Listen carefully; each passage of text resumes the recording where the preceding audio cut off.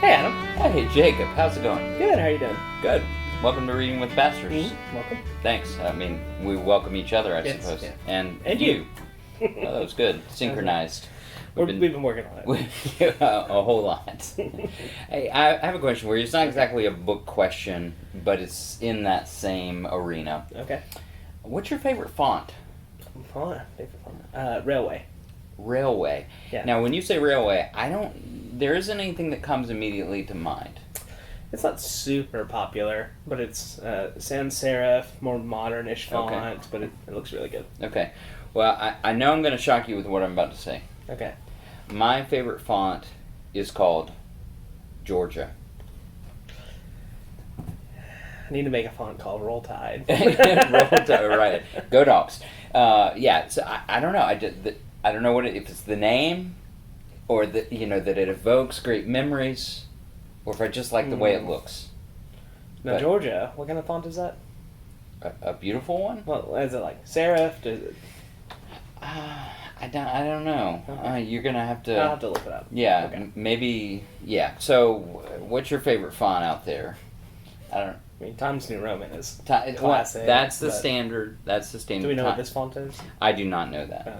We need to get So- on that. Some books on that note will tell you what font they use, but that I only see that every now and then. But they'll I know have it. some fonts are copyrighted, so I don't know if they That- have to. That's correct, and maybe that's the case. And sometimes fonts are created specifically for a book, which is interesting, right? It's definitely a part of bookmaking.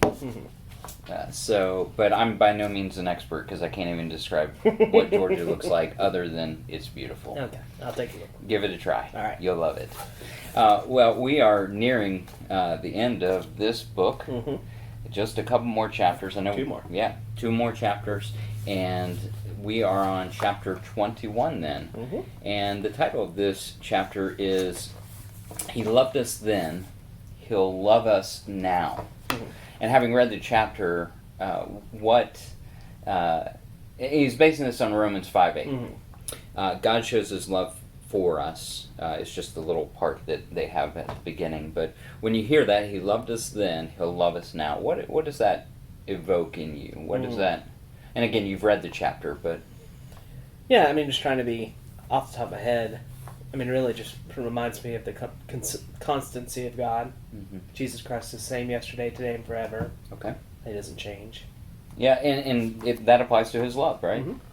And that's what I especially liked about this chapter is that looking at Romans 5:8, while we were still sinners, God showed his love for us, that he sent his son for us to die for us, that if God loved us then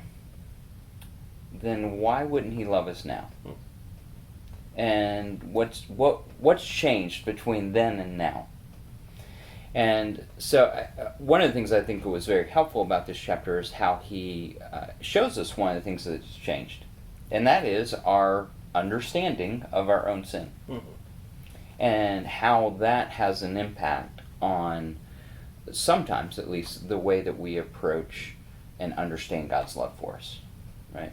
So prior to a conversion experience, salvation, however you want to term it, what words you want to use, but whether you're looking at a very specific day or event or something that you would point to, a prayer that you prayed, prior to that, you may have thought about right and wrong and those sorts of things, but you didn't necessarily think about, I am sinning against a holy God.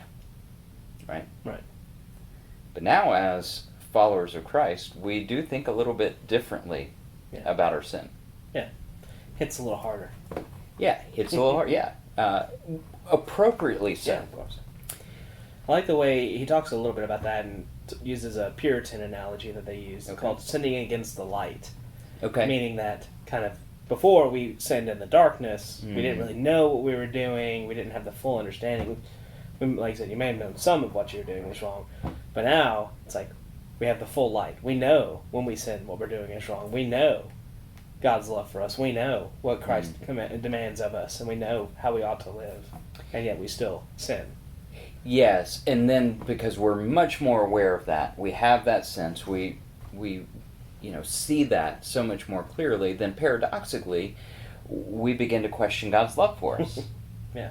Right? Whereas it was something we didn't know or have a sense, or maybe just thought of it very, very generally, right? In a very nebulous, God loves everybody kind of way that has no real meaning, no specificity. Now we know God loves us, but I also know I'm a sinner. Mm-hmm. And how do I reconcile those things? And so what's the encouragement of this? That he loved us then.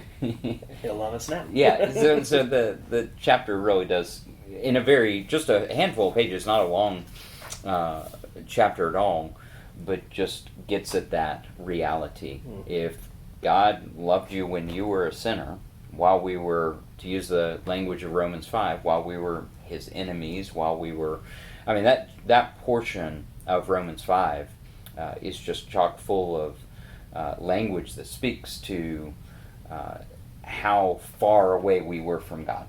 Mm-hmm. Right? We were evil and we're enemies, and I'm not remembering off the top of my head all of the language that's used, but it's several different things.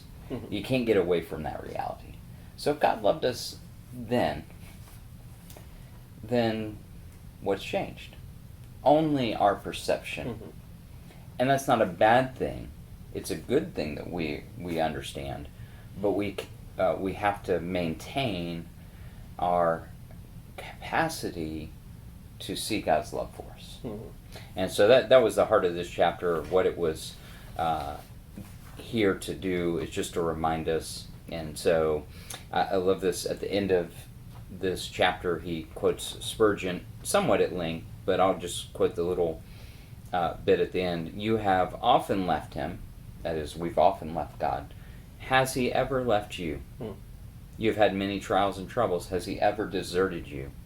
Has he ever turned away his heart and shut up his bowels of compassion? No, children of God, it is your solemn duty to say no and bear witness to his faithfulness. Big fan of Spurgeon. And I love the way he just goes to the heart of it. Yeah. I like that.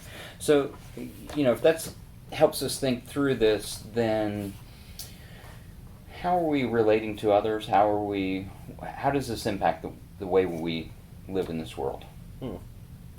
That's a good question. I think one of the things we can take away from that is,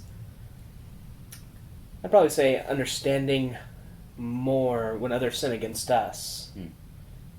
Thinking back to Christ's love for us even while we knowingly sin against him. Mm-hmm. And having that as a model for, I think of children, usually, when I think of willful rebellion, I often think of children. Yeah, sure. The toddler who you tell, don't do that, and then they look you in the face and do it. Right, right. But that happens in the adult world too. Sure. To one degree. It may not be as blatant, but it definitely happens. Well, our sin becomes more sophisticated. Yes. But it doesn't necessarily become any less open or rebellious or intentional. Absolutely. But still remembering God's love for you when you're doing the exact same things against a holy and loving God, and his love for you, I think that gives us really the only way that we can forgive those types of sin. How can you forgive on your own someone who's intentionally trying to hurt you, intentionally trying to come at you and do things that will either hurt you or you've asked them not to do, whatever it is. And the only way is if you remember God's love for you and base your response off of that. Okay, that's good. And I think for me, some of it's when we're dealing with either our own sin or the sin of others, that while we may have to address consequences, because there are consequences at times, not always, not every sin, that's God's patience with us and his mercy towards us, but there are times when there are consequences to sinful actions. And rightly so. That we need to address, we need to deal with. So you could take that toddler example, right? Yeah. But even while we deal with the consequences forthrightly in the way that is honoring to God, we also make sure that toddler, that individual, that yourself even know that the consequences don't negate the constancy of God's love. And I think a lot of times we have trouble holding those two things together, right? If I'm suffering consequences, or if I have to tell this person about the consequences, or that means I'm not loving, or they're not being loved, or God doesn't love them, and that's not the case at all. Right. So I think that's another place to go with this. Mm-hmm. So good little chapter here, and obviously Romans 5:8's a beautiful verse. A better chapter, but yeah. Yeah, that's right, chapter 5. To meditate upon that whole section, of course. But I'm thankful for Ortlund drawing our attention to it. So 2 more chapters, and pretty soon we'll be announcing what our next Reading with the Pastor selection. Whatever book is written all in Railway. In real. I'm going to have to hop on that train and see first before okay, all right. All right. I think George is just peachy. Well, I think our job here is done. And give us a shout. Let us know your favorite font or any questions you might have at reading@northhillschurch.net. We'd love to hear from you. Thanks so much.